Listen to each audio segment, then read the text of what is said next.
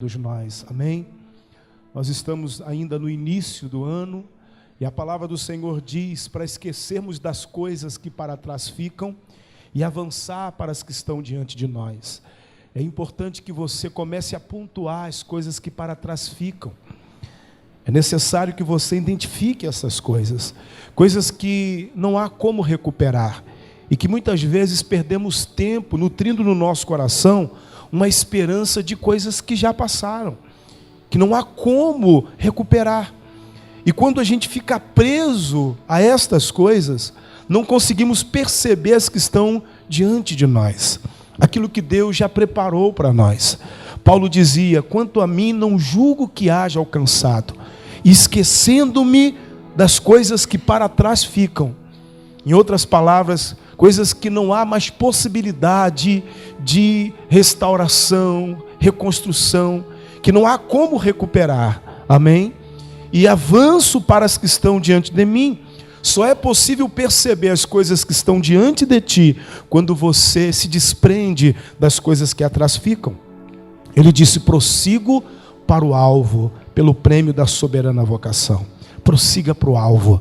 Deus tem mais para você, amém? Prossiga para aquilo que Deus preparou para você neste ano de 2020. Creio que este ano será um ano para você prosperar e só depende de você mesmo. Você trouxe a Bíblia? Quem trouxe a Bíblia, diga amém. Abra por gentileza em Romanos no capítulo 8. Carta aos Romanos no capítulo 8. Na semana passada nós começamos a falar sobre maturidade espiritual. Amém? Aprendemos que faz parte do propósito de Deus para a nossa vida, o nosso crescimento, o nosso amadurecimento como filhos. Aprendemos a diferença para ruios e tecnon. São dois termos na língua grega, usada para distinguir um filho em fases diferentes. Ruios são filhos maduros, amém? Que são identificados como filhos, porque são semelhantes ao pai. Eles parecem com o pai. Tecnon são filhos, reconhecidos como filhos, por terem sido gerados pela pessoa. A vontade de Deus é que você se torne ruios, que você se torne um filho maduro. Em Romanos, no capítulo 8, Paulo escrevendo aos Romanos, ele usa esses dois termos. No versículo 14 ele diz: porque todos os que são guiados pelo Espírito de Deus, estes são filhos de Deus. Aqui ele está falando dos ruios. Todos os que são guiados pelo Espírito de Deus são ruios de Deus. O versículo 15: porque não recebeste o espírito de escravidão, para outra vez estardes em temor, mas recebeste o espírito de adoção de filhos, pelo qual clamamos, Abba, Pai. O mesmo Espírito testifica com o nosso espírito que somos filhos de Deus. Aqui ele usa o termo tecnon de Deus. O mesmo Espírito testifica com o nosso espírito que somos tecnon de Deus, filhos gerados. É disso que ele está dizendo, amém? O versículo 17: e se nós somos filhos, somos logo herdeiros também, herdeiros de Deus e co-herdeiros de Cristo, se é certo que com Ele padecemos, para que também com Ele sejamos glorificados. Olha o que ele diz: se somos tecnon de Deus, filhos gerados, então somos herdeiros. Somos herdeiros de Deus e co-herdeiros com Cristo. Amém, queridos? Agora, mesmo que você seja filho gerado, que você seja herdeiro, isso não significa que você esteja sendo guiado pelo Espírito Santo. Paulo não está dizendo que todos os filhos de Deus são guiados pelo Espírito de Deus. Ele diz que os que são guiados são filhos. Estes são filhos, esses são ruios, filhos maduros. Nós conhecemos muitos filhos de Deus e sabemos que nem todos são guiados pelo Espírito de Deus. Agora, a vontade de Deus é que você se torne um filho maduro. Qual é a diferença, pastor, entre ser um tecnon de Deus, filho gerado por Ele, e o ruios de Deus? A diferença é que os ruios são guiados pelo Espírito Santo. e os técnicos são guiados pelas circunstâncias. Abra por gentileza em Gálatas capítulo 4. No versículo 1 ele diz assim: digo, pois, que todo tempo em que o herdeiro é menino, em nada difere do servo, ainda que seja senhor de tudo, viu? Ele está dizendo em todo tempo que o herdeiro, que o filho, técnon, aquele que foi gerado por Deus, em todo tempo em que ele é menino, em nada o difere do servo, ainda que seja senhor de tudo. E a gente percebe isso na vida de muitos filhos de Deus. Mesmo na condição de filhos, mesmo na condição de herdeiro, eles não conseguem usufruir daquilo que pertence a eles. Eles não conseguem desfrutar daquilo que a palavra de Deus declara que já pertence a eles. Por exemplo, Jesus disse: eu vim para que tenham vida e a tenham com abundância. Jesus não está prometendo uma vida abundante na glória. Ele está dizendo que Ele veio nos trazer esta vida abundante para agora. Amém? Mas apesar de muitos serem filhos, não desfrutam desta vida, mesmo sendo herdeiro. Por que não? Porque ainda são meninos. A palavra aqui é nepios. São crianças na fé. E isso acaba limitando a pessoa. Amém, queridos? Acaba impedindo ela de crescer e adquirir, usufruir daquilo que pertence a ela por direito. Olha o que Paulo ainda diz, o versículo 2. Mas está debaixo de tutores e curadores até o tempo determinado pelo Pai. Vamos ler o versículo 1 e o versículo 2 e o 3 em seguida. Digo, pois, que todo tempo em que o herdeiro é menino, que o técnon de Deus, herdeiro de Deus, é menino, em nada o difere do servo, em nada. Não há diferença nenhuma. Aquilo que nós já falamos, irmãos. A gente vê na vida de muitos filhos semelhança com pessoas do mundo. Não há diferença. A pessoa recebeu Jesus, ela está na presença de Deus, mas você não consegue perceber diferença nenhuma, a não ser o fato dela estar na igreja, a não ser o fato dela conhecer algumas coisas na Bíblia, mas fora isso não há diferença, não há. Ele disse que nada o difere do servo, ainda que seja senhor, ainda que seja dono, ainda que seja herdeiro. O versículo 2: mas está debaixo de tutores e curadores até o tempo determinado pelo Pai. O versículo 3: assim também nós, quando éramos meninos, estávamos reduzidos à servidão, debaixo dos primeiros rudimentos do mundo, viu? Ele diz, assim também nós, quando éramos meninos. Na carta aos Coríntios, no capítulo 13, no versículo 3, Paulo disse: quando eu era menino, eu falava como menino, eu sentia como menino, eu discorria como menino, mas logo que me tornei homem, amadureci, deixei as coisas de menino. Tem pessoas que não amadureceram espiritualmente, apesar de estarem há muitos anos na casa de Deus, na presença de Deus, mas ainda pensam como menino, ainda falam como menino, ainda agem como crianças na fé, como nepios.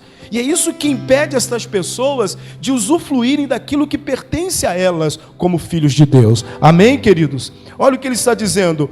Assim também nós, o versículo 3, quando éramos meninos, estávamos reduzidos. E isso se deu lá no Jardim do Éden, já falamos disso. Quando o homem foi criado por Deus, ele foi criado à imagem e semelhança de Deus. O homem era perfeito, querido.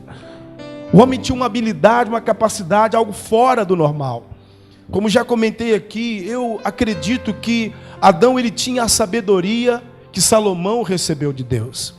Eu acredito que ele tinha a força que Sansão recebeu de Deus. Os dons estavam concentrados nele. Adão tinha o poder da terra, o poder de plantar e colher o que plantou.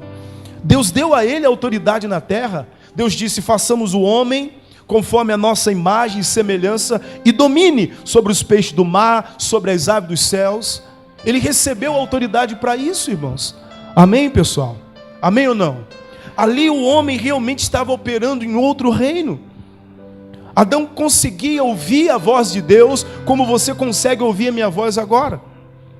Ele conseguia perceber a presença de Deus, como você percebe a pessoa do seu lado. Ele era mais sensível no espírito do que na carne. Mas quando Adão pecou, o homem foi reduzido.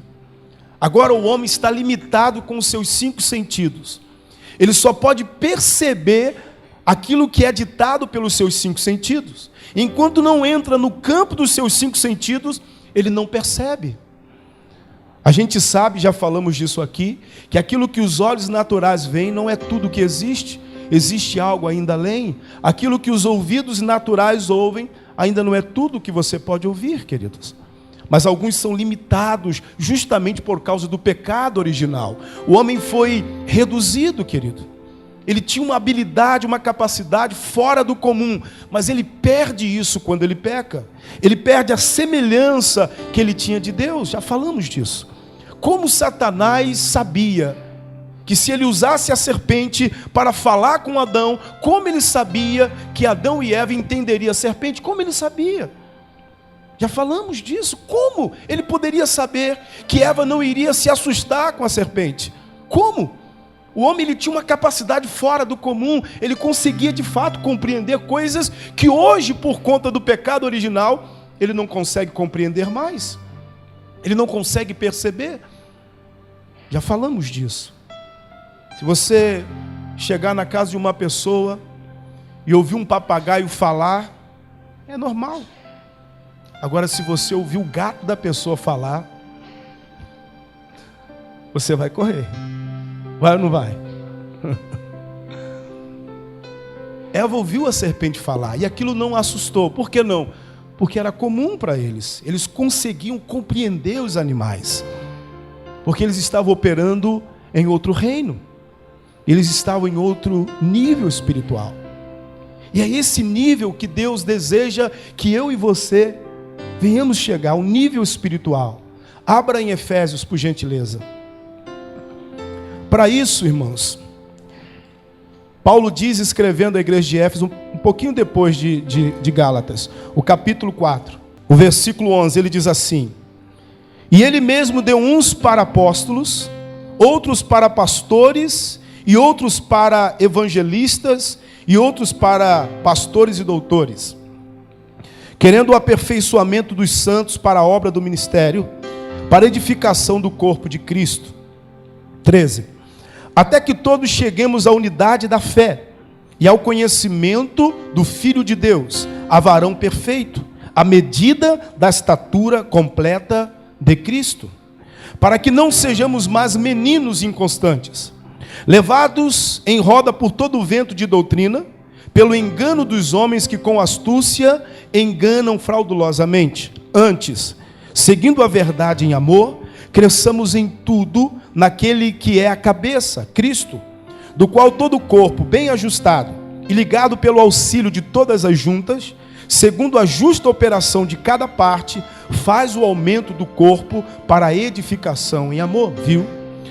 O Senhor querendo o nosso aperfeiçoamento, querendo o seu crescimento, o nosso crescimento, Ele deu uns para apóstolos, outros para profetas, outros para evangelistas, outros pastores e doutores, com o propósito, irmãos, de que a igreja amadureça. O versículo 13 diz: até que todos cheguem à unidade da fé, a varão perfeito, a estatura completa de Cristo.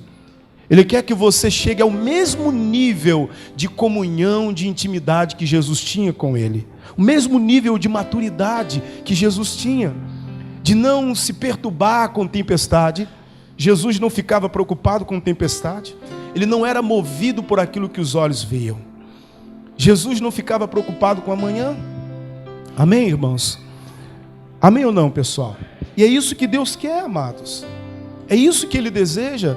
O seu crescimento, que você amadureça, que você se torne ruios de Deus, guiados pelo Espírito dele. E aí está a diferença. Os ruios não são guiados por circunstâncias. Olha o que ele diz: até que todos cheguemos à unidade da fé, o versículo 13, e ao conhecimento do Filho de Deus, a varão perfeito, à medida da estatura completa de Cristo. 14, para que não sejamos mais meninos inconstantes, viu? Para que não sejamos mais meninos, népios, inconstantes, levados em roda por todo o vento de doutrina, pelo engano dos homens que, com astúcia, enganam fraudulosamente, para que você não seja mais movido pelas circunstâncias. Olha o versículo 17. Digo isto e testifico no Senhor, para que não andeis mais como andam também os outros gentios, na vaidade do seu sentido, entenebrecidos no entendimento, separados da vida de Deus, pela ignorância que há neles, pela dureza do seu coração. É isso que faz toda a diferença, querido. Os técnicos de Deus, pela ignorância que há neles, pelo fato de não amadurecerem espiritualmente, estão separados da vida de Deus, são filhos de Deus, mas vivem como se fossem escravos no mundo. É isso que Paulo está dizendo, não há diferença. É por isso que a gente percebe que existem muitos filhos de Deus que estão sempre lutando. Estão sempre lutando. A vida toda é uma luta. No colégio eles lutaram. Eles oraram, jejuaram, expulsaram demônios, venceram, conseguiram se formar, mas na luta. Não estou dizendo que você não tem que orar e jejuar, mas tem pessoas que estão sempre lutando, querido. Na faculdade a mesma coisa, muita luta, muita oração, muito jejum, expulsando demônio, aquela batalha o tempo todo. Formou-se na faculdade para conseguir um emprego, outra luta. Para manter-se no emprego, outra luta. Para casar, outra luta. Para ter filho, outra luta. Para criar os filhos, outra luta. Estão sempre lutando. Sempre lutando. Eles nunca alcançam, tomam posse daquilo que é deles. Eles nunca desfrutam daquilo que a palavra declara que pertence a eles. Eles não conseguem perceber pela palavra que já são vencedores. E que precisam simplesmente crer naquilo que a Bíblia diz e permanecer na palavra, mas estão sempre na luta. A Bíblia diz que estamos no reino de Deus. No momento em que você recebeu Jesus e que você se tornou um filho de Deus, você já foi tirado do reino das trevas. O diabo não pode ter domínio sobre a sua vida, já falamos disso. Se o diabo de alguma maneira está tendo autoridade, domínio sobre a sua vida, você está delegando essa autoridade para ele. De alguma forma, com palavras, com ações, de alguma maneira você está permitindo que ele tenha autoridade sobre você. Mas se você é um filho de Deus, você foi removido, tirado do reino das trevas e transportado para o reino do Filho do amor de Deus. Agora, Paulo diz em Romanos, no capítulo 14, vamos lá rapidinho. No versículo 17 ele diz assim: porque o reino de Deus não é comida nem bebida, mas justiça e paz e alegria no Espírito Santo. Se estamos no reino de Deus, se através do Senhor Jesus estamos fazendo parte desse reino, então nós temos que desfrutar disso. Mas por que alguns não desfrutam disso? Porque eles esperam sentir para receber. O reino de Deus é justiça. E essa justiça já foi feita em Jesus Cristo. Amém? Eu costumo dizer, para simplificar, que justiça é o que dá a uma pessoa o que é dela por direito. Quando uma pessoa se sente lesada, ela vai à justiça. E a justiça obriga a outra parte a dar a ela o que é dela por direito. Foi exatamente o que Jesus fez no Calvário. Ele recuperou o que o homem havia perdido por causa do pecado original. O homem perdeu a semelhança que ele tinha do Senhor. Por causa do pecado, ele perdeu a autoridade que ele possuía. Mas Jesus veio, pagou o preço do pecado, a dívida que tínhamos com o diabo. Jesus pagou. É como se você tivesse alguma coisa penhorada no banco e você não conseguisse recuperar o que você penhorou. E alguém vai lá e paga a sua dívida e recupera o que é seu e lhe devolve. Jesus pagou a dívida que tínhamos. Ele recebeu os nossos pecados, recebeu a condenação que foi feita. Quando Jesus foi morto, o Pai cumpriu em Jesus a justiça dele. Amém? Porque a lei exigia isso, morte daquele que havia pecado. E Jesus foi morto em nosso lugar, recebeu os nossos pecados e recebeu a nossa condenação. E ele devolveu o que o homem havia perdido lá no jardim do Éden, como a palavra diz. Amém, queridos? A autoridade que o homem havia perdido, Jesus recuperou. A comunhão que ele havia perdido, Jesus recuperou. Ele disse que nos deu este poder, esta autoridade. Justiça foi feita. Amém? Amém ou não, pessoal? E nós precisamos compreender isto, irmãos. Entender que o preço já foi pago e precisamos desfrutar daquilo que a palavra declara que nos pertence. Do preço que foi pago na cruz por nós, a justiça foi feita. Assuma a sua condição. Amém? Assuma a sua posição de filho. Assuma aquilo que Ele conquistou para você. O reino de Deus é justiça. E essa justiça se cumpriu em Jesus Cristo. O reino de Deus é paz. A Bíblia diz que tem muita paz aquele que ama a lei de Deus. Paz. Por isso que eu digo, tem gente que estão sempre em guerra, nunca tem paz. Estão sempre preocupadas, ansiosas. Por quê? Porque ainda não compreenderam isso. Para usufruir disso, assumir esta paz que lhe pertence. Quando a mulher do fluxo de sangue foi a Jesus, tocou nas vestes dele por ter ouvido falar dele, e ela disse consigo: se eu só tocar nas vestes, vou ficar curada. Por entre a multidão ela tocou, sentiu a cura no seu corpo. Jesus interrogou as pessoas ao seu redor para saber quem havia tocado. Ela conta para ele toda a verdade, ele vira para ela e disse: filha, vá em paz. A tua fé te salvou. Vá em paz. O reino de Deus é paz, querido. E tem pessoas que não desfrutam dessa paz. Estão sempre preocupadas, sempre ansiosas. E precisamos amadurecer a ponto de perceber isso. Não esperar sentir para receber, mas crer naquilo que a palavra diz. Amém? Precisamos crer simplesmente. É paz. A pessoa que tem paz, irmãos, ela tem confiança. A pessoa que tem paz tem segurança. E a gente percebe que muitos filhos de Deus não têm paz.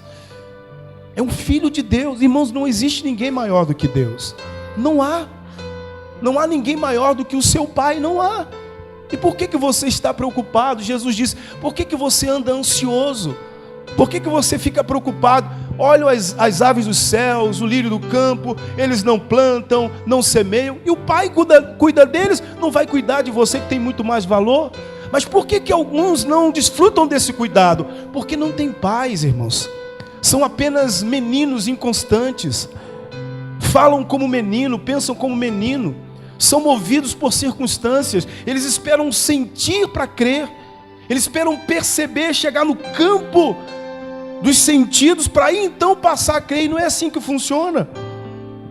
Precisamos amadurecer como igreja, irmãos. A Bíblia diz que toda a criação aguarda a manifestação dos filhos de Deus. Toda a criação se encontra prisioneira, esperando que você, como ruios, se posicione. Amém ou não, pessoal? E assuma o que é seu. Você é filho, é herdeiro, é o que a Bíblia diz. E precisa viver como tal. Faz parte do reino de Deus. Paz. Não aceite, querido, esta preocupação que constantemente toma o seu coração. Tem gente que fica preocupadas com tudo. Vivem preocupadas, irmãos. Vivem preocupadas. Qualquer coisa é motivo de gerar preocupação. Qualquer coisa é motivo de tirar a paz, de tirar o sono. Pastor, eu estou numa luta. E tem gente que está sempre assim numa luta. Eu estou na luta, estou na luta. Eu não, eu estou na vitória já. Amém? Amém ou não, pessoal? Você não vai chegar, você já chegou. Agora, o problema é que você está esperando ver isso para crer que chegou. É assim que agem os nepios, os tecno. Os ruios, eles sabem, eles acreditam, independente do que os olhos veem. O reino de Deus é paz. Amém? O reino de Deus é alegria no Espírito Santo. Alegria. O reino de Deus é alegria. Tem pessoas que vivem tristes, irmãos. Salomão diz em Provérbios 17, no versículo 22, ele diz que a alegria no coração é um bom remédio. E é verdade. Quando o inimigo se levanta contra a saúde de um filho de Deus, ele começa a gerar informações negativas para entristecer o coração desta pessoa. E quando nós, como filhos, permitimos que a notícia da doença entristeça o nosso coração, a gente impede o agir de Deus. E a pessoa ela vai definhando. Ele chega a dizer na segunda parte que a tristeza seca os ossos. Deixa eu ler o versículo aqui, eu não estou lembrado. Provérbios 17, o versículo 22. Ele diz assim, ó, o coração alegre serve de bom remédio. Viu? O coração alegre serve de bom remédio. Então não aceita a tristeza no seu coração pela notícia da doença. Isso é uma estratégia do inimigo. Comece a buscar o Espírito Santo. Comece a clamar pela presença dele, para que ele gere alegria no seu coração. Olha o que ele diz na segunda parte. Mas o espírito abatido virá a secar os ossos. Ou seja, quando a pessoa permite que a tristeza se instale no seu coração, a tristeza gradativamente vai abatendo esta pessoa e ela vai definhando. Por isso que você precisa se encher do Espírito Santo e rejeitar essa tristeza. Não permita que ela se instale no seu coração. Talvez um pensamento diga, pastor, mas eu não tenho escolha. Tem! Você é um filho de Deus, querido. Resista a isso. Diga para a sua alma, por que você está abatida, minha alma? Você não tem motivo, não tem razão. Brigue com ela, pregue para ela. Cita para a tua alma o que a palavra diz. Você é mais do que vencedora. Rejeite, querido, isso. Faz parte do reino de Deus, a alegria. Amém, irmãos? Agora nós precisamos usufruir disso. A diferença de filhos maduros para filhos que ainda não amadureceram, que os filhos maduros são guiados pelo Espírito de Deus. Volta lá em Romanos, por gentileza. Romanos 8,14. Porque todos os que são guiados pelo Espírito de Deus, esses são filhos de Deus. Os filhos de Deus, esses são ruios de Deus. É o que Deus quer, querido. É como se estivéssemos todos em um mesmo voo, uma viagem, todos no mesmo voo, no mesmo avião, sendo que no mesmo avião tem a primeira classe e a classe econômica. Preste muita atenção para você não me interpretar mal, ok? A gente entende que na classe econômica tudo é muito difícil em um voo. As cadeiras são mais apertadas, a comida não é tão boa como na primeira classe. Na classe econômica você não pode escolher o que quer comer. Você tem que comer o que te oferecem. Já na primeira classe é diferente. Na primeira classe as cadeiras são confortáveis, são espaçosas. Na primeira classe você pode escolher o que você vai comer. Se você quer peixe, se você quer frango, se você quer carne, o que você quiser. Lá a coisa é outra. O atendimento é completamente diferente. Parece que são dois voos, mas é o mesmo avião, o mesmo destino, mas classes diferentes. Aí está a diferença, querido. Há muitas pessoas assim. Há pessoas que, apesar de serem filhos de Deus, como os demais são, estão todos no mesmo voo, estão todos caminhando para o céu, mas há aqueles que estão indo em paz, compreenderam a justiça realizada em Jesus Cristo, entenderam que para eles não há condenação, eles desfrutam da alegria do Espírito Santo. Agora, no mesmo voo, há pessoas indo para o mesmo lugar, indo para o céu, mas em apertos, em luta, em dificuldade, irmãos. É claro que todos vamos chegar no mesmo destino, mas há uma diferença, queridos. Há uma diferença. Agora, como você quer caminhar?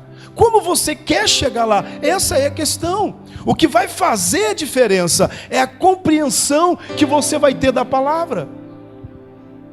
É aquilo que o Espírito Santo vai gerar em seu coração, que vai levar você a um outro nível, que vai fazer com que você amadureça espiritualmente e passe a compreender quem você é e o que você pode em Jesus Cristo. A Bíblia nos dá um exemplo muito conhecido de Enéas, em Atos dos Apóstolos 9:32. Pedro, que andava por toda parte, veio aos santos que habitavam em Lida e encontrou Enéas, há 8 anos paralítico. Ele disse: Enéas, Jesus te dá saúde. Há 8 anos ele estava paralítico. Se Enéas partisse daquele jeito, ele iria para a glória? Sim, ele iria para a glória. Mas há 8 anos ele estava na cama com aquele problema paralítico. Pedro disse: Enéas, Jesus te dá a saúde. O mesmo Jesus que te dá a vida eterna, ele te dá a saúde. Faltava para Enéas essa compreensão. Faltava para ele entender isso, queridos. Volta para Efésios, por gentileza. O capítulo 4. Olha o que ele está dizendo.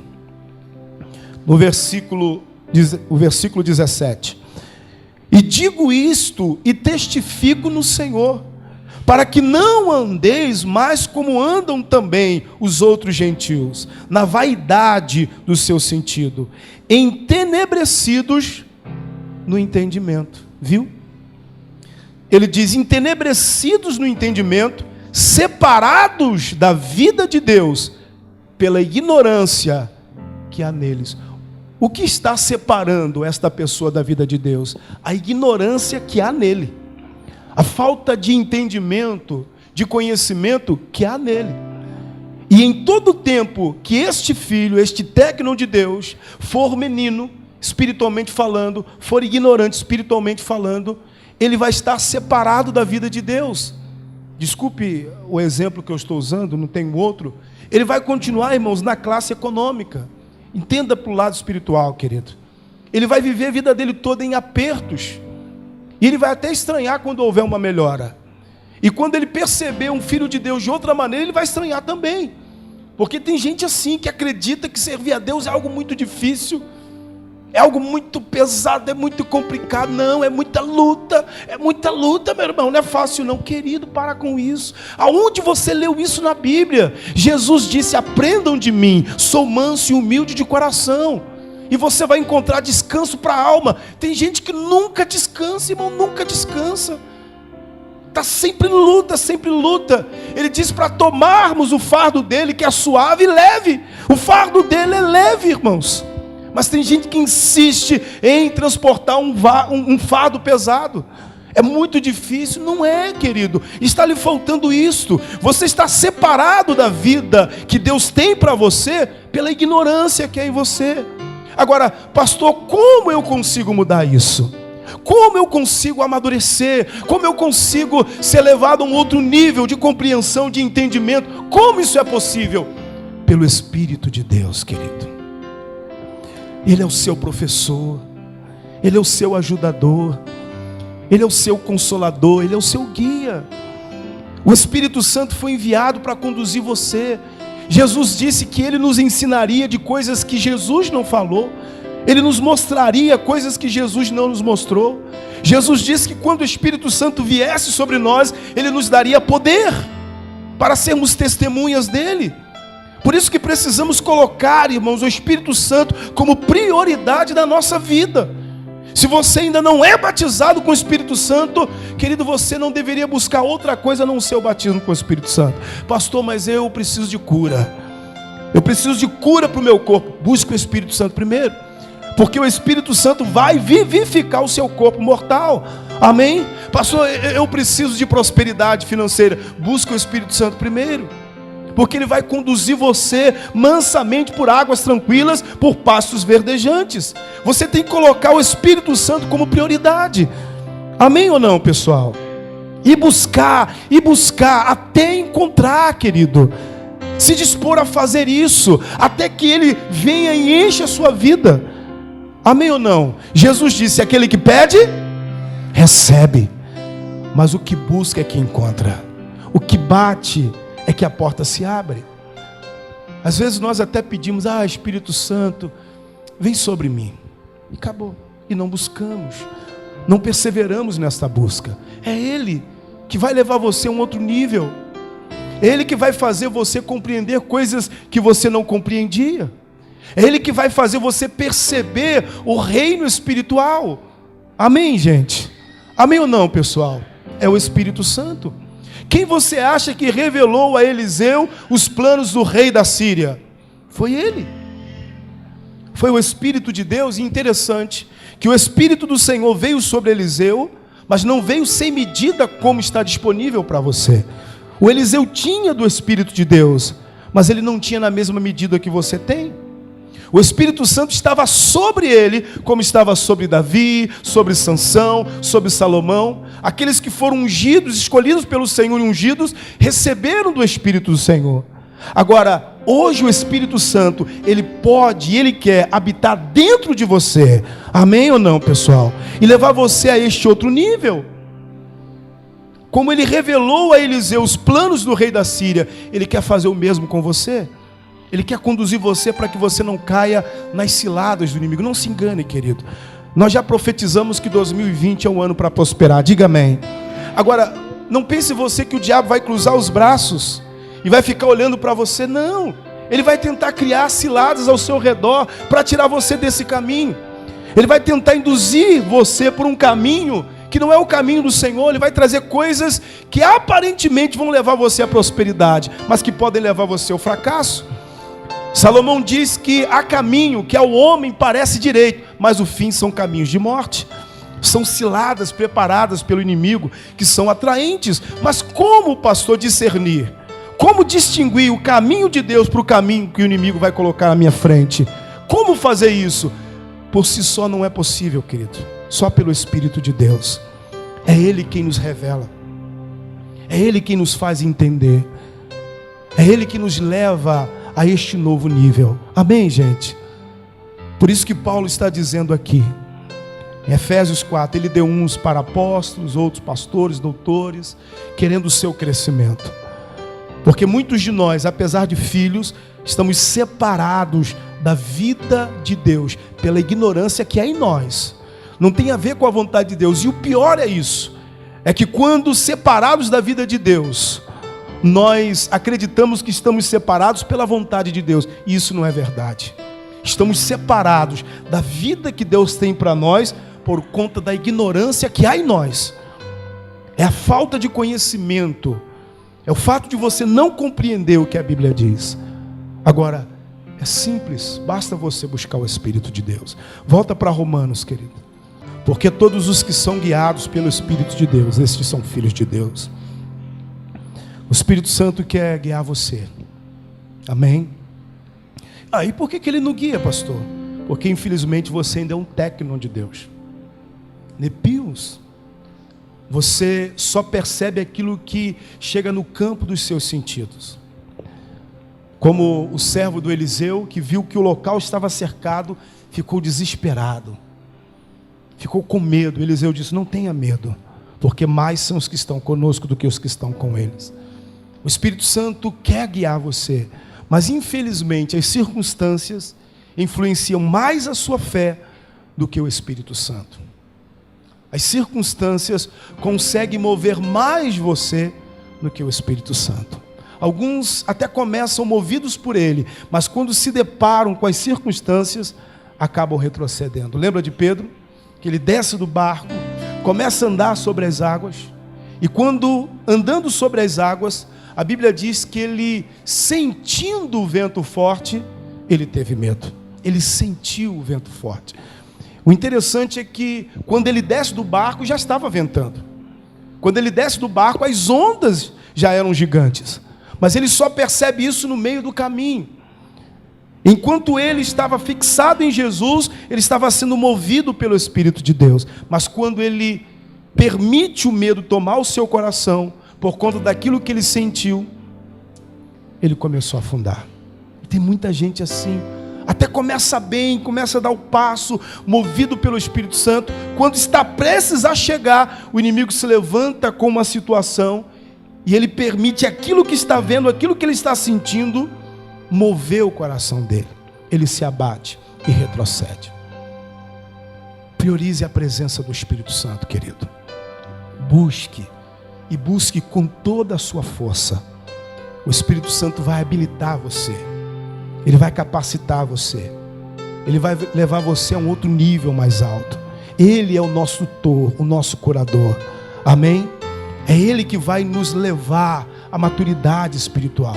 Em todo tempo que o herdeiro é menino, em nada difere do servo. Deus quer o seu crescimento, o seu amadurecimento. Amém? Quantos creem, digam graças a Deus.